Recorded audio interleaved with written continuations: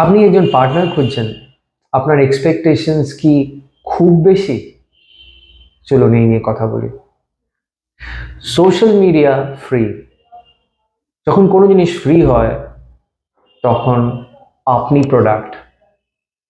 আপনি অ্যাকচুয়ালি বক্সে ভরা প্রোডাক্ট নয়, কিন্তু আপনার জীবন যদি টাইম হয় তাহলে আপনি টাইমের বদলে সোশ্যাল মিডিয়া কেনেন। সোশ্যাল মিডিয়া আপনার থেকে আপনার টাইম নেয়। টাইম সব থেকে ইম্পর্টেন্ট, তাই না? সোশ্যাল মিডিয়া আপনার মাইন্ডে একটা ইলিউশনারি পারফেক্ট ওয়ার্ল্ডের ছবি এঁকে দেয়, যেটা কখনোই সত্যি নয়। আপনার মাইন্ডে highest highest of the high expectation তৈরি করে, আনরিয়েলিস্টিক এক্সপেকটেশন অ্যান্ড স্ট্যান্ডার্ড তৈরি করে।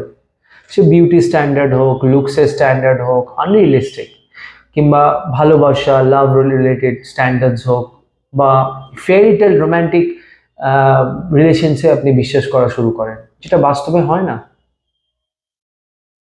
আপনি নিজের সঙ্গে অন্যকে সবসময় কম্প্যারিজন মোডে চলে যান, সারা পৃথিবীর সাথে নিজেকে কম্পেয়ার করা শুরু করেন এবং কম্পেয়ার করে নিজেকে লো স্কোর দেন, এবং সব কিছু থাকা সত্ত্বেও আপনার কাছে আপনি ভিখারির মতো বেঁচে থাকতে শুরু করেন, ল্যাকে বাঁচা শুরু করেন।